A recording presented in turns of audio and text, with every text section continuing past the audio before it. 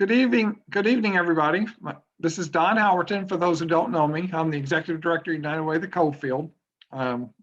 Dee is our Office Manager, Dolores Paget, and Susan Schultze is our President of the United Way, and she's also our Allocation Committee Chair. And we're very excited. This is really, after surviving COVID, this is an exciting time for us the way we run allocation screens. As most of you know, we didn't run them last year because of COVID. And we're always trying to improve them, and hopefully this will be a great year. And with that, if anybody has any questions, if not, I'll turn it over to Ms. Schultze. Good evening. Can everyone hear me okay? I'm muted. No, I'm not muted. Okay, so hopefully everyone hears me. Thank you, Dee. So welcome. As Don mentioned, I am the chairperson of the Allocations Committee. I'm also the president of the United Way of the Coalfield Board of Directors this past year. And this is, to my knowledge, the first time we've done a session like this, or at least in the 3 years I've been involved with the board. So my hope for this evening is just to provide clarity to you. For those of you who our current partner agencies, this might not look very different, but just wanted to try and give everyone an opportunity to ask questions in a group format so that we maybe minimize the number of emails going back and forth in the next few days asking for clarification on anything. So I'm going to go ahead and share my screen. Of course, I have to hit share screen first.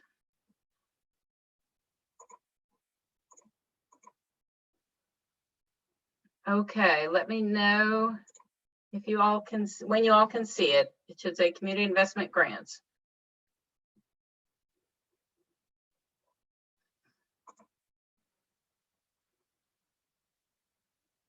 Is everyone seeing that? It's a PowerPoint presentation. This is the title slide. Yes, you can see it, Dee? Okay. Hopefully everyone else can too. So what we'll cover this evening, hopefully it won't take us a full hour, but I wanted to make sure we had enough time in case there were a lot of questions. So we're going to cover the information that was posted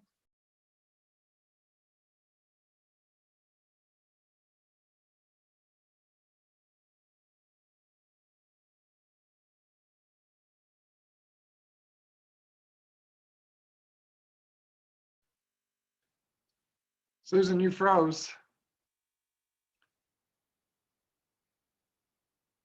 to conduct, important dates, the funding timeline, and hopefully that'll all take about 20 minutes, 15, 20 minutes to cover.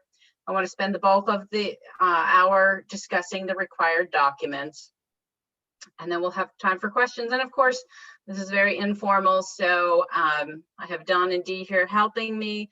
So if you have a question, you can put that in the chat box and we will try and answer it while we're going along, or you can save it for the end, however you prefer. So first off, eligibility. I think this is fairly clear. So you have to be a nonprofit organization recognized by the IRS as a 501c3 charitable organization, and we are only interested in those organizations that are serving in Hopkins and or Muhlenberg counties.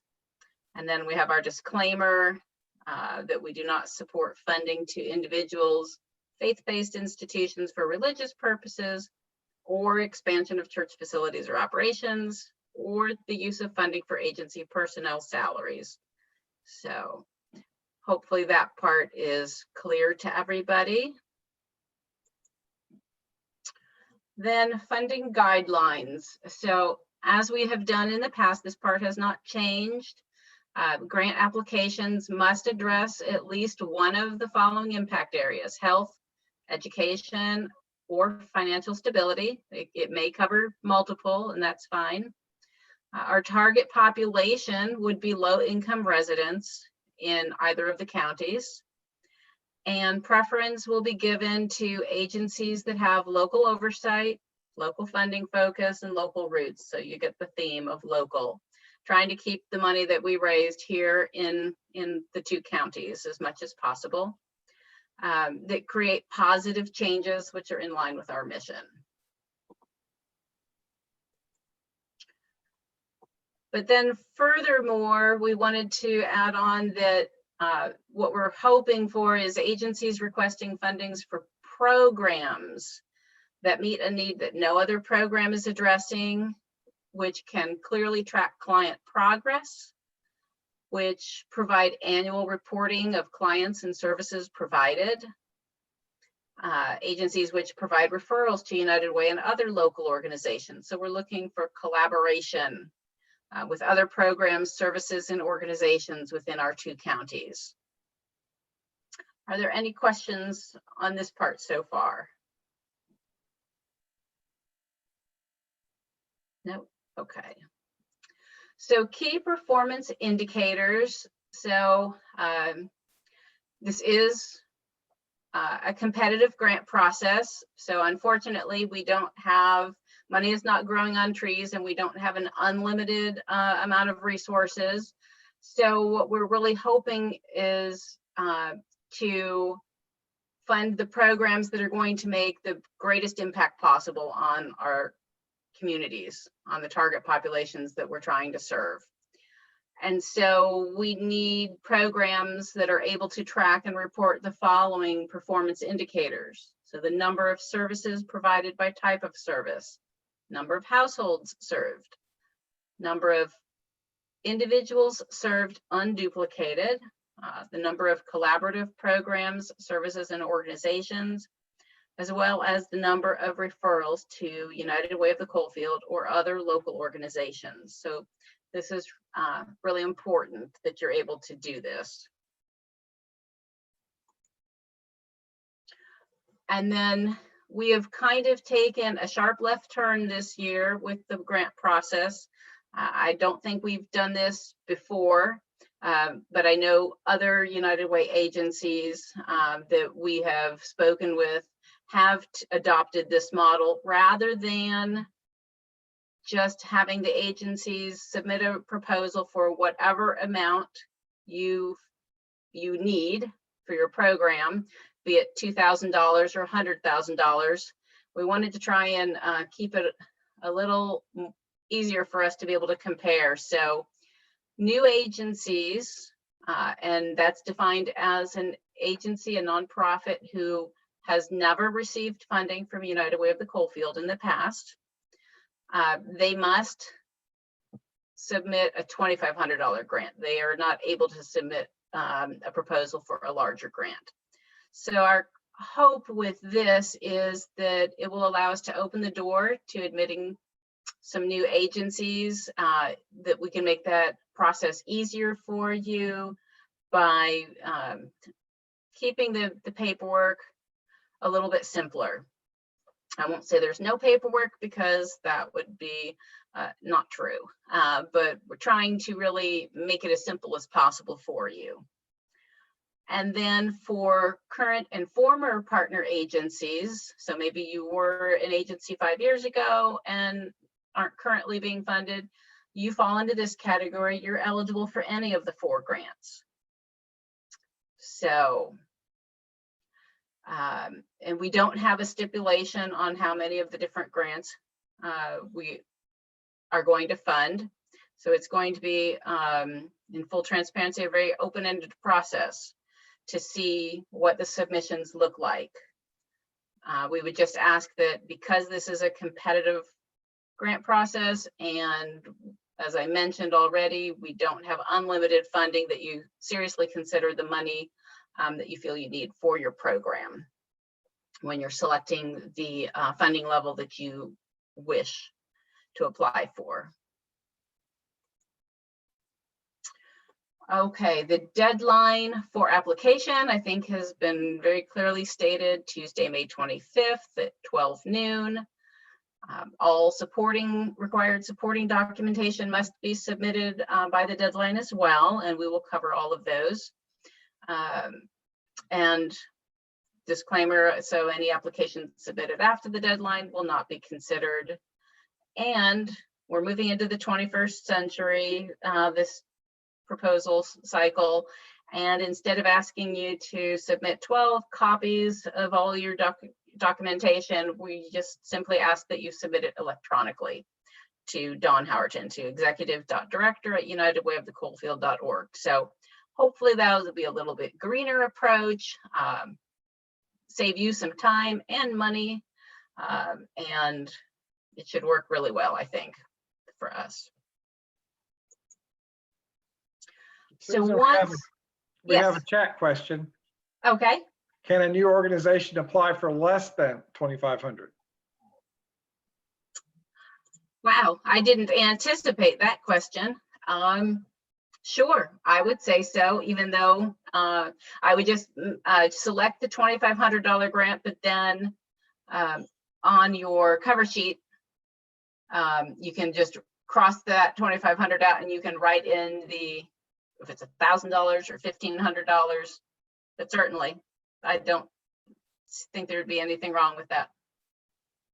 For everybody else, the chat room is open. If you have anything that you want to add, just put it in there, or you can interrupt nicely. Susan, thanks.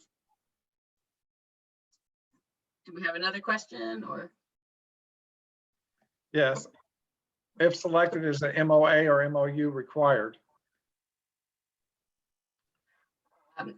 Not a document with the title of it MOU, but yes, we will have another, and actually, I take that back. It's a document that you will sign when you submit your application. Yep. Your director and your board president or someone fiscally responsible.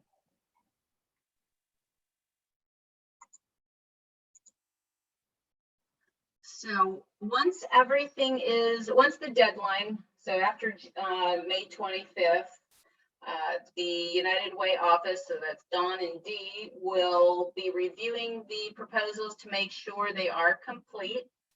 And then they will be sharing those with our allocations review committee, which is a group of board members and community members who are financial supporters of United Way of the Coalfield. And at that point, we will sit down and try and figure out a schedule for hopefully visiting all of the applicants on site, if that's something that you are interested in or able to do. It would probably be 3 to 4 people at most that would come. And if we needed to keep that to a smaller number, we could as well. We just, rather than asking everyone to come to the United Way office, which is very small, especially during COVID, and to make a presentation, we feel that going to visit you and your agency on site is hopefully a much more comfortable setting for you, gives you the opportunity to really help us understand your program better.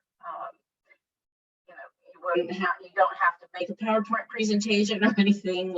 In the past, I came from Ohio, and our agencies used to have to put together what I call dog and pony shows to really try and sell their programs. And what we really want to do is just understand your program and basically everything about it, how it impacts the community. So those would probably be an hour, limited to an hour. In the past, we haven't spent more time than that. So, and those visits would be conducted sometime in the time frame June 1st to June 10th. We're on a rather tight schedule, but as Dawn said, we're just really happy to try and be accomplishing this year and not just waiting for another year due to COVID.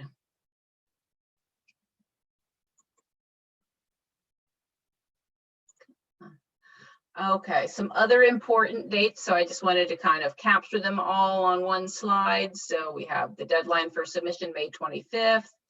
We'll do the agency visits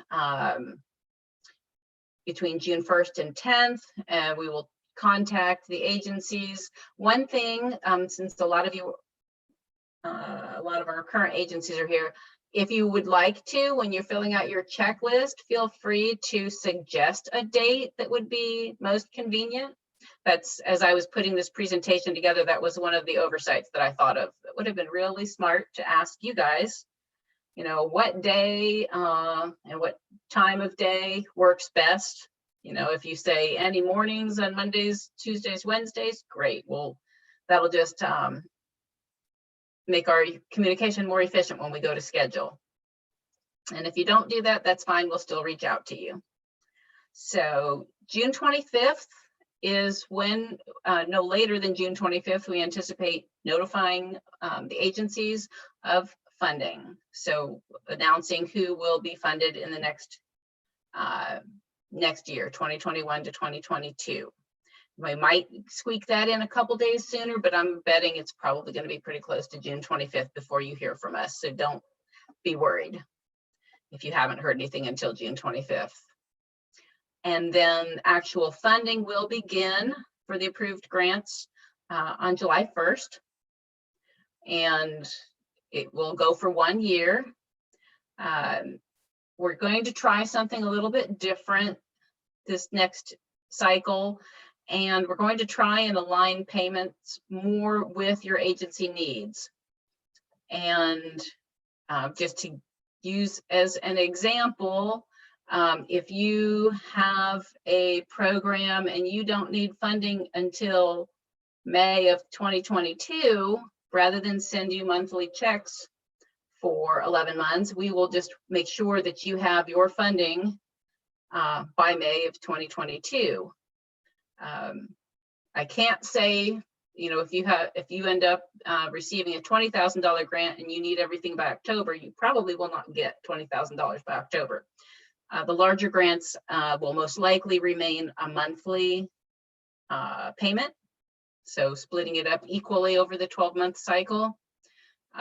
Some of the smaller grants, especially if someone wants to submit something less than $2,500, might end up being a one-time payment. Also, some of the smaller grants, like say a $5,000 grant, we might determine that it'll be quarterly. So this part we're still working out. It will at least be monthly, and in some cases you might have your money quicker than that. But the main thing that we want to try and do is make sure that we, what COVID has taught us is sometimes it's good to look at what the agencies need and not just blindly go on a model that we've been using for years, which is a monthly payment cycle, because maybe we can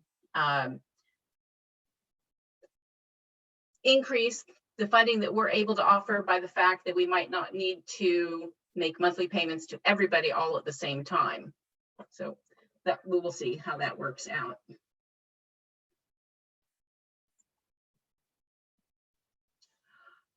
And then, as I stated, just in different words, so this is a 1-year grant with the annual amount that you apply for. When funding is notified, that's when you will know the amount. So it could be, to use a hypothetical situation, if everyone applies for a $20,000 grant, we will not be able to pay everyone a $20,000 grant. So it could be that rather than just rejecting an application, we might reach out to you with an offer to fund you at a lesser amount versus not funding you at all. And this is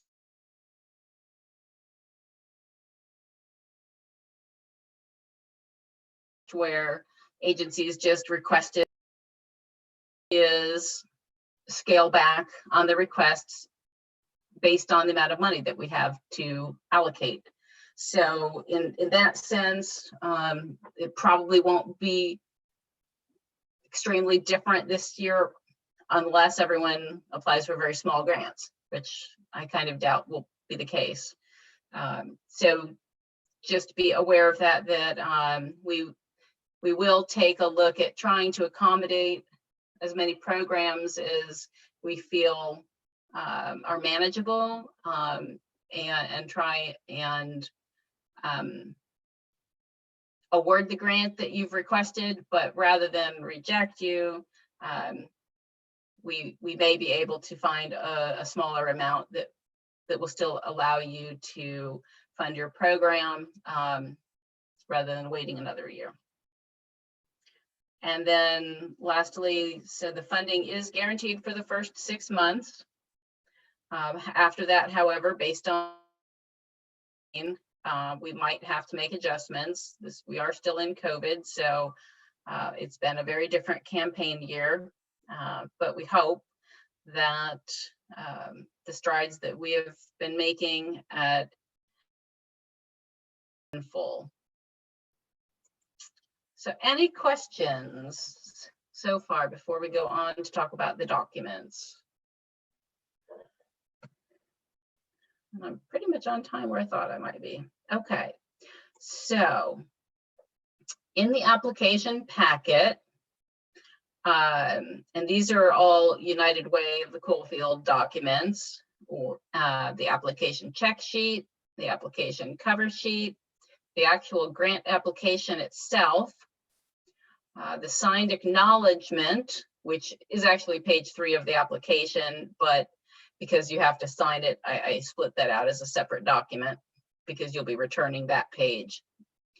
The Patriot Act compliance form, this is actually not a United Way of the Coalfield form, but we are required to obtain this from you. So basically it's the anti-terrorism compliance form.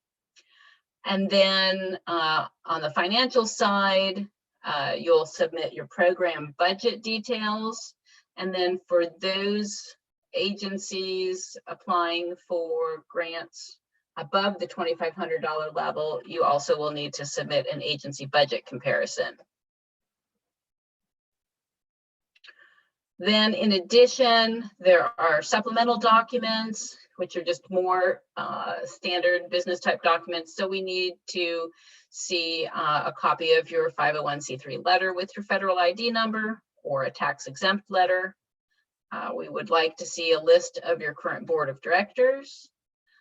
We need a copy of your formal policy on non-discrimination, the agency mission statement, and if applicable, the agency's diversity statement. This is something that is really becoming a hot topic, or a trending, if you will, topic, and we're wanting to get ahead of the curve. So if you have one, that would be great. If you don't have one, just a tip, next year during our campaign cycle, it will probably be a required document. So it would be something to think about implementing if you do not have one. And then on the financial side, for all grants, we request a copy of your most current IRS 990. And then for grants above $2,500, so the $2,500 grant is exempt from this, but for all of the other larger grants, we will need to see a copy of an audit if your revenue stream exceeds $500,000.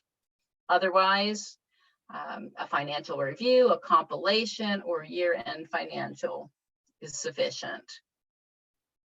But and that was the one question we had. It at first worded differently, and then we received a question from one of our partner agencies.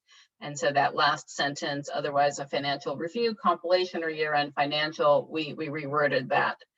So if you reached out and you saw this on the website probably 4 days ago, it might look different than now. So this is the current verbiage that's on the website.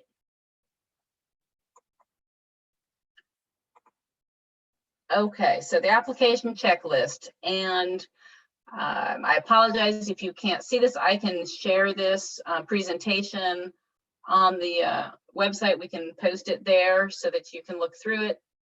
But basically, if you have downloaded any of the documents, so depending on which grant level you are choosing to apply for, There are different checklist forms. The $2,500 grant form is just a little bit simpler.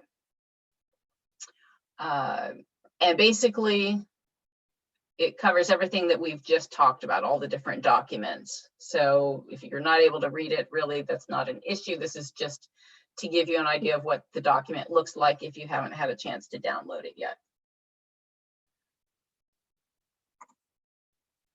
Then we have a cover sheet. This is the same no matter which grant you choose. So we've tested it. Hopefully it's user friendly. If not, I apologize in advance. I did my best to make sure it was user friendly and that you could click and tap to enter text. The check boxes work. So I hope that it will be a good experience and a simple task to complete these. So tried to make this cover sheet nice and clean for the office purposes, so that we easily can see what grant is being applied for and what your focus area is, health, education, or financial stability.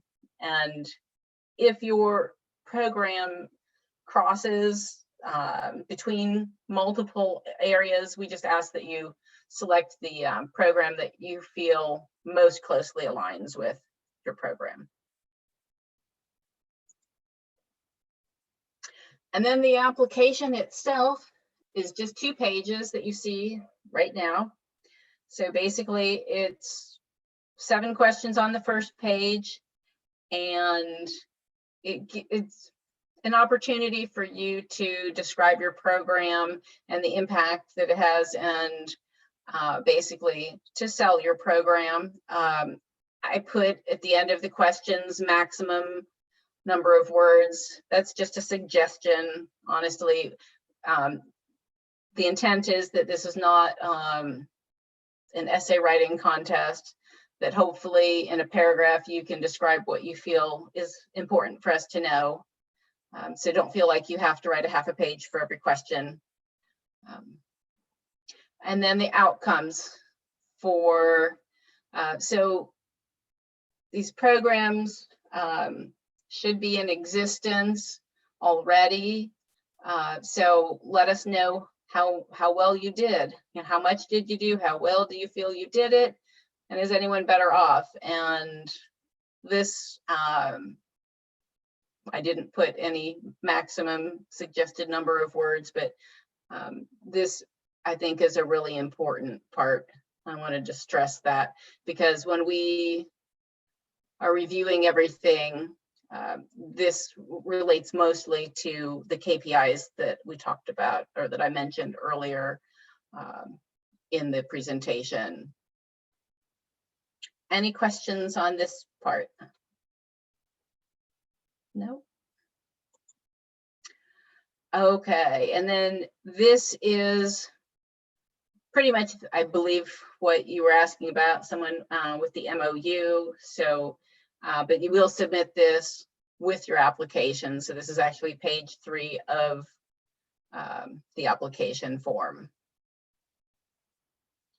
And I'm not going to bore you with reading this word for word. That part has not changed. So if you're a current agency, you've signed that already. So then this form is the Patriot Act compliance form. That's what the link on the United Way website defines it as. It would appear that the title on the document, is anti-terrorism compliance measures, but in either case, it pertains to the Patriot Act compliance. So this will need to be submitted as well. And then it looks like we maybe also, in yellow, it mentions the 501c3 determination letter, which you're already going to be submitting. So we kind of did a redundancy there. Now we're getting to the financial part, and our treasurer, board treasurer, Laura Falk, I believe, is on with us now. Yes, I'm on here. Wonderful. So I'll start us out on this, Laura, but then I will be happy to hand the reins over, or And I say I will be happy to start us off just because I recreated this form so I can explain a little bit of how it, I think, is supposed to function. But then when it gets to all the details and questions you might have, Laura will be the go-to to answer those. So basically, all the programs or all the applicants need to fill this part out. The middle column under program funding, the United Way funding for this program, basically I shaded everything except for B and C because I don't think any of the other columns or cells are applicable. So you'll be able to put in how much funding that you're requesting and how much might be from donor directed designations. So some of our agencies, partner agencies right now receive donor designations. Some of our non-partner agencies who are just current nonprofits are receiving donor directed designations. So you might have something in that in cell C, even if you don't for B. Then to the right, the total program budget will be the budget for the program. So this will help us to understand what percentage of your funding that you're looking for that is of your entire budget. And there are formulas in the blue shaded cells. So row J, row U, VWX. Hopefully that works. If not, I apologize again. I tried to make sure and test this. Everything seemed to be working just fine. So I hope you have a good experience with this. And Laura, I'm going to let you take over now and add any other comments that you would like. Okay. Honestly, I think that you kind of covered exactly what that form is supposed to be giving us details as, not only obviously for your current year budget, but what the program exactly, what United Way will be funding. Normally, a lot of times United Way funds specific programs. And so this will just give us, like Susan said, an idea of a percentage of what United Way's grant funding would provide to the total actual program funding that it's going to be applying to. But I mean, other than that, I mean, it's pretty self-explanatory. I mean, obviously, whenever you're looking revenue, it talks about all the different revenue streams that you have capabilities and that you could receive, and expenses as well. But, obviously, if you have any questions, then you could definitely direct them towards me, if you do. But Susan did a good job on kind of explaining it. And I think also one other thought that just popped into my head. So I wasn't sure how many agencies would have something to fill in under A through I. So you can, anything that doesn't apply. So say you're a new agency and you're not currently receiving United Way grant funding, you can leave that blank. You can write not applicable. The formula should still work, I hope. If it doesn't work, try leaving it blank. That definitely should work. Right. So tried to make this form easy. It's the same form that we've had, but it was a PDF that I inherited, so I couldn't see how the formulas, if they had any in, or if you had to sit there with a calculator and add everything up. So we're definitely trying to make it as user-friendly as possible. Then the agency budget comparison is, again, not required for the small $2,500 grant, but there are two separate tabs, one document. And if you look at in Excel, and if you look at the bottom, one tab says $5,000 and one says $10,000 and $20,000. So make sure that you're filling in the correct form for the grant that you're applying for. And basically, I learned how to take snapshots and highlight and draw blue markers. So I thought that was fun. I thought I would point out the main difference with these two forms is just that last column. So the larger grants need to have 2 years of actuals, not just one. And kind of to go back on that, I mean, we realize that obviously the pandemic has really affected everyone. And so 2019 is going to show a more of a actual of what you guys probably looks like in general than what 2020 would. Very good comment, yeah. Any questions on these forms, the financial forms? So this is Savannah at the Learning Center, and I actually do. So our funding amount goes from July 1st until June 30th. But these budget years, are they going January to December? I mean, honestly, it's going to go with what your fiscal year or calendar year end, however your financials are prepared. So if you're a fiscal year end, because United Way is a fiscal year end. So if you're a fiscal year end, then I would absolutely, utilize the funding or utilize the numbers for the fiscal year, because that's how you're preparing your financials. There's no reason for you to try to prepare them in a calendar year when that's not how you all do it, if that makes sense. Yes, that does. Wonderful. Excellent question. Any other questions? Yes, this is Steve Fricker. Hi, Steve. Hey, question on the 990 tax statement for those of us submitting the 990N, the electronic postcard. I assume you want just a copy of the postcard? Yes, that'll work. Okay, thank you. There's actually a tax document that fits on a postcard. I love it. Well, if you have $50,000 of revenue, $50,000 less of revenue, then you can file a 990N. So Okay.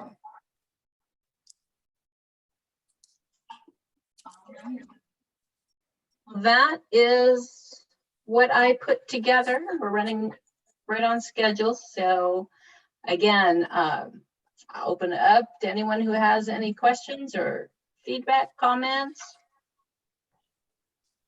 concerns.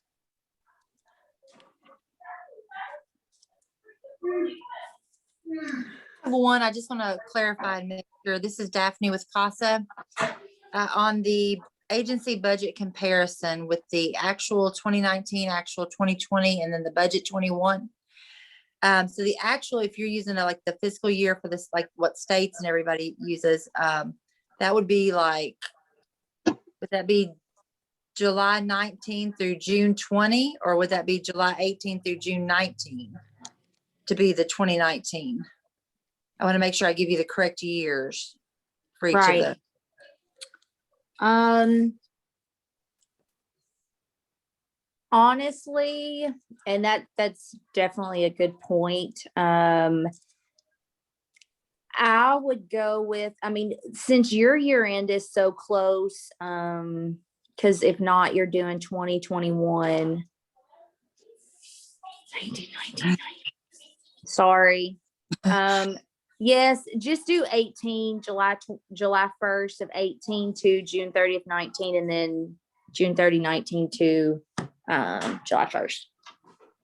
Because of your funding will, I mean, obviously your budget is going, have you all done your budget for July yet?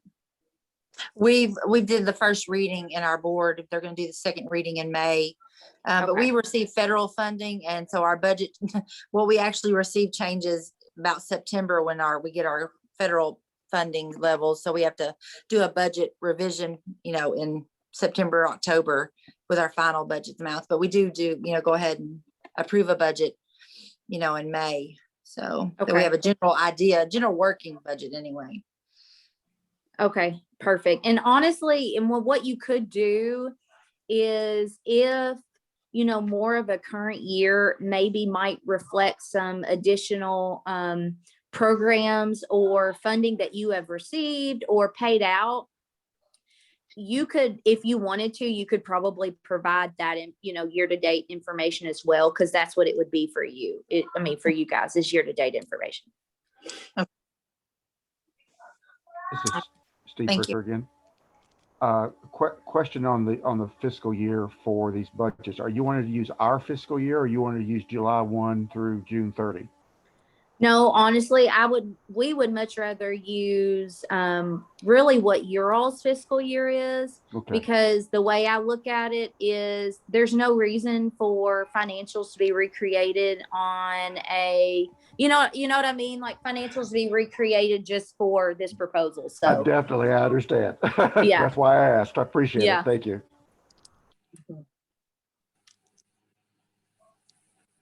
This is Savannah again at the Learning Center. I have one more question. So due to COVID last year, our numbers are wonky compared to previous years and other years because we were closed last summer. So should we reflect that in our proposals that that year last year does not reflect truly what we are doing? yes, that's why I kind of look at, honestly, that's why the 2019 actual, 2020 actual were put on there in regards to budget comparison. Just because we all are aware of the fact that, everybody is affected by, or everybody had an effect from COVID-19. And so, a lot of times your 2019 is probably going to mimic what your 21 may or may not look like. Okay.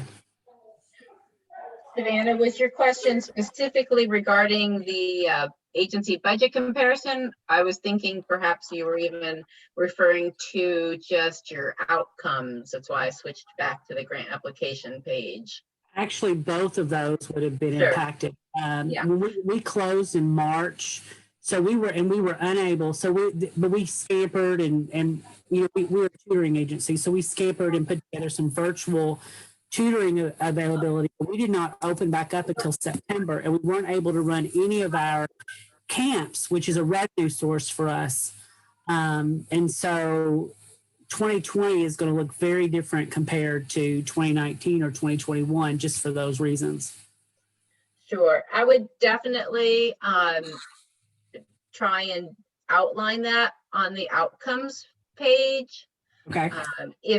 Or maybe even in some of the individual questions, you might see an opportunity. But again, I'm not trying to say you have to write a 6-page essay, but to just, we definitely realize that agencies have been impacted. So just having even a paragraph explaining, and that maybe would have been a really good question to put on the proposal. How has COVID impacted you? But, Yeah. Feel free to Some share. areas we spent more, because trying to get to this virtual tutoring environment, we spent more. Other areas we spent less because we could not offer some of the programs that we would in a normal year. So Understandably. but it just is going to look different.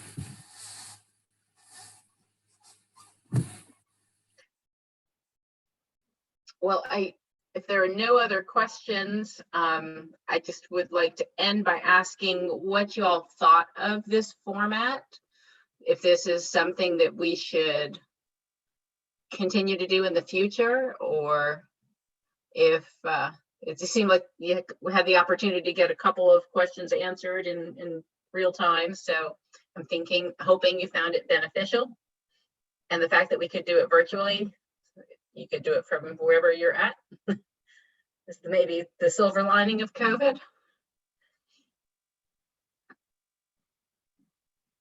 But you can either leave comments in the chat box or email Dawn. We're just trying to make sure that we're doing what we can to make this process as easy as we can for everyone so that you can be successful. Savannah in the chat box said, super helpful and thanks. Wonderful. Do you want to wrap it up, Dawn? I want to thank everybody for your Looking at the interest. chat. I want to thank everybody for your interest in the United Way of the Coalfield. We are very much trying to move the needle. We want to make things better in our community. We just can't keep funding. We want it to be great. And it's because of you guys and your interest in making the community better that it's going to be. Thank you. Wonderful. Thank you, everyone, for your attention and your comments. And I'm glad we were able to help. Have a good evening. Good evening. The slides we'll put on the website, our website, or we can email them to you if you ask for them.